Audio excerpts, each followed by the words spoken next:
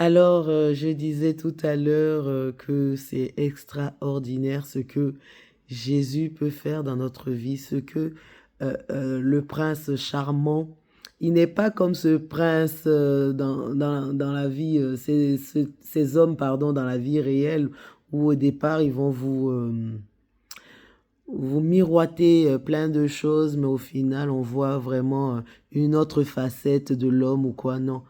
Ce Jésus reste intact, hein. Il reste toujours galant, toujours patient, il ne force pas. C'est extraordinaire parce que il m'a témoigné tellement d'amour, mais vraiment un amour que c'est pas un amour par mérite, c'est pas, je ne méritais pas cet amour. Mais en lisant la parole, je me suis rendu compte que c'est parce qu'il m'aime qu'il est allé sur la croix.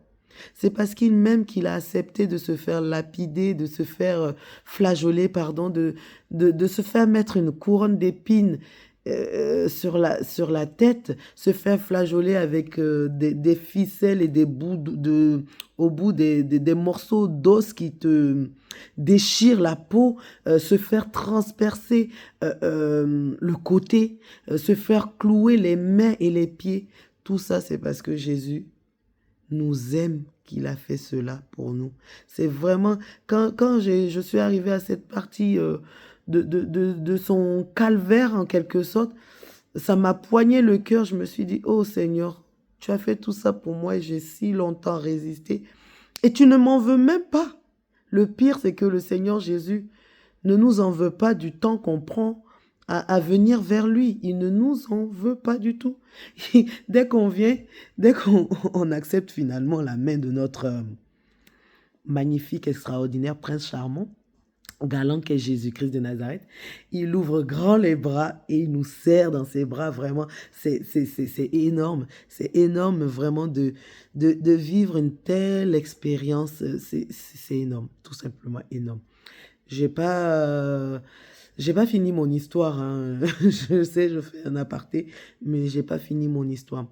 Donc voilà, c'était vraiment pour vous dire comment le Seigneur Jésus agit. Il agit en homme galant, en prince galant qui attend l'accord de sa dulcinée pour pouvoir marcher avec sa dulcinée, pour pouvoir prendre, comment on appelle ça, euh,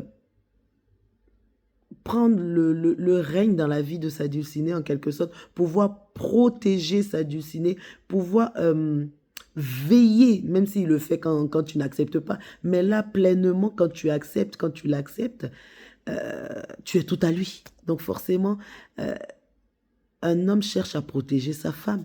Un homme cherche à protéger sa femme. Quand un homme est marié, il va pas laisser quelqu'un venir embêter sa femme ou voilà, il cherche à protéger, ben c'est ça. Quand tu acceptes le Seigneur Jésus, il fait tout pour te protéger. Il fait tout pour que tu sois bien, que tu sois bien.